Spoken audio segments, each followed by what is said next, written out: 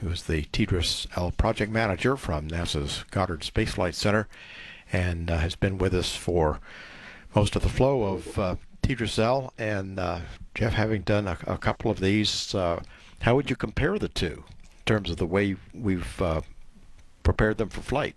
Has it been pretty much the same, or have there been some distinctions? No, so far, TDRS actually had a very clean flow, and this evening we've been fortunate. We've had a very clean count this evening, so we're looking forward to a beautiful launch in about an hour and a half.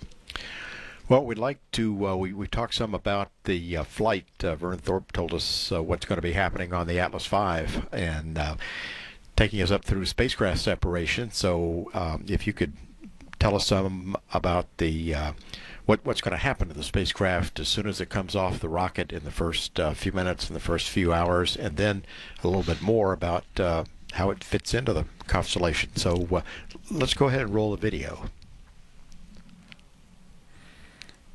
All right, what you see here is the spacecraft is just been released from the Centaur upper stage, and soon after, an hour or so maybe after we separate, then we would send the commands to unfurl our single access reflectors. We're trying to get them unfurled as soon as we can so that the composite materials don't take a set. Then it actually is about 10 days to get to geosynchronous orbit and 5 burns, and once we're at, and that is performed out of Boeing's control center in El Segundo, California. Once we get to geosynchronous orbit after the 10 days, then we would start doing spacecraft deployments. Everything else besides the unfurling of the reflectors happens when we get to GEO, and what you've just seen is one by one the single access reflector booms are deployed, the solar arrays are deployed, and then our forward Omni and space ground link antenna, which points at our ground station at White Sands, New Mexico. Once the everything's been deployed and we've done the checkout, then we would hand over from the Boeing Control Center to our ground station for the TDRS system, which is in White Sands, New Mexico. And once there, we would complete the payload on-orbit test program. What you're seeing now is just kind of a day in the life of the TDRS system. You know, we've got 6 operational spacecraft in the geosynchronous belt, and that was a nice animation our folks have put together just to give you an idea of how busy the constellation is on a day in and day out basis. And so I think it's a nice animation that helps people appreciate just how busy the system is and how important it is to lots of NASA user missions. And do you stay in touch with how the spacecraft is doing back at Goddard, or do you go out to White Sands, or how does that work? So we have during the 10-day transfer orbit, we have a team that's out located in the Boeing facility with the Boeing folks who we've been working with for many years to get where we are, which, as you know, George, we had a very successful launch of TDRS-K last year. Same thing. Once we launch and we complete the transfer orbit, we get everything deployed. Then we've got about 3 months of testing that we do from White Sands, and that's our staff again with the Boeing folks, but operating out of White Sands. Once the on-orbit test program is completed, then we would turn it over to another organization at Goddard that operates White Sands and the operational fleet, and they would look at the health of the constellation and determine where they're going to drift this spacecraft, in other words, which part of the constellation they would move it into. Well, Jeff, thank you very much, and best of luck tonight, and we'll be looking forward to those first signals coming back from TDRS once it's up there later on tonight. Great, thank you, George. Thank you. And we're at T-minus 1 hour, 21 minutes and counting. This is Atlas Launch Control.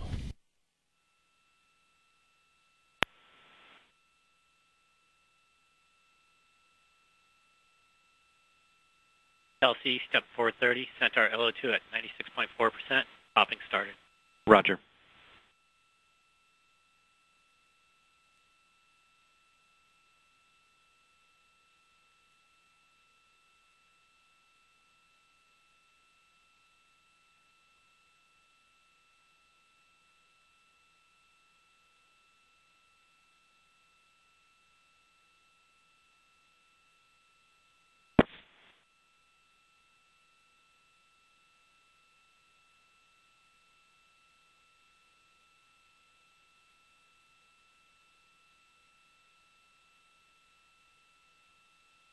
Atlas LO2 at 10%. 2 minutes, 1 hour, 20 minutes. Roger. KHB is at flight pressure. Roger. Centaur bottles at flight mass. Roger.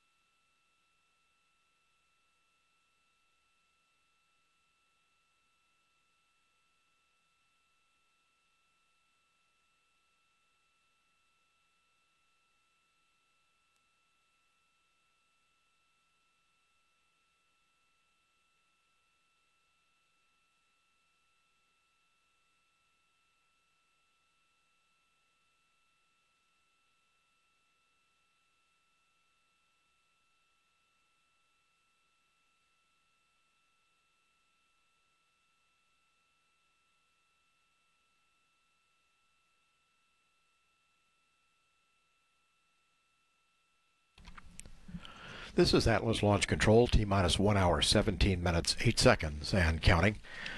Once the Atlas V lifts off, it will move downrange on a launch azimuth of 101.4 degrees, slightly south of east. It will go through the sound barrier almost exactly 1 minute into the flight, and then the maximum dynamic pressure on the vehicle occurs at launch plus 91 seconds.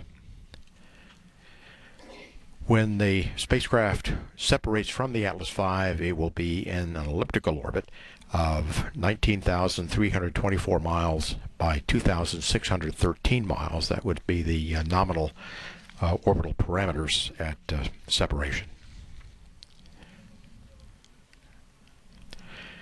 And we have just passed the 20% mark on filling liquid oxygen onto the stage, and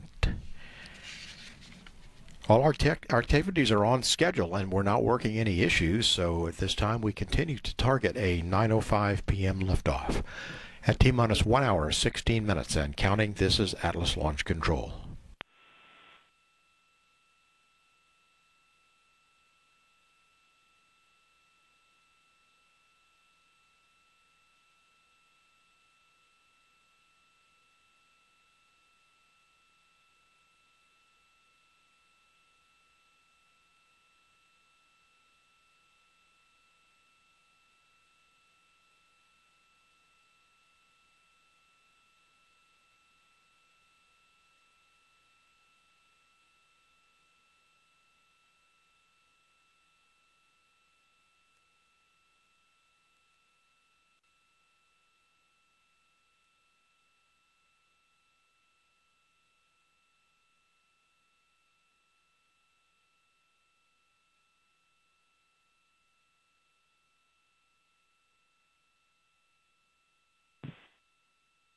T-minus 1 hour, 15 minutes.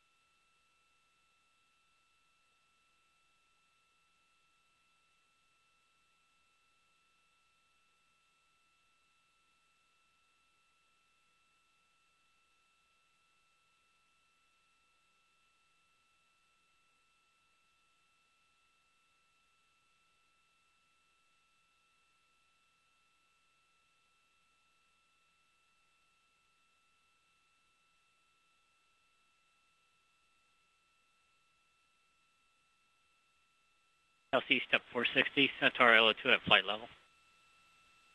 Roger.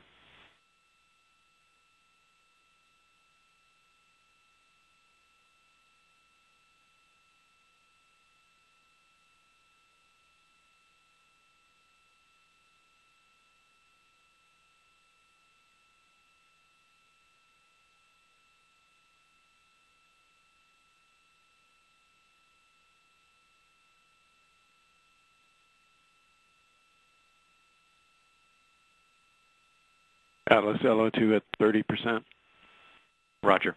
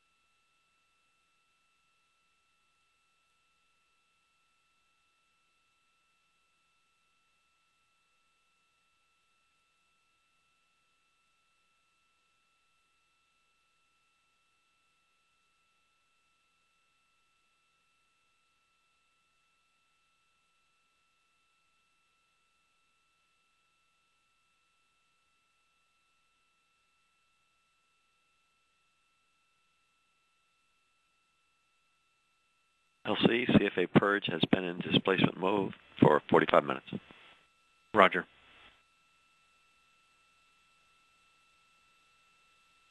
Start CFA purge to control mode. Roger.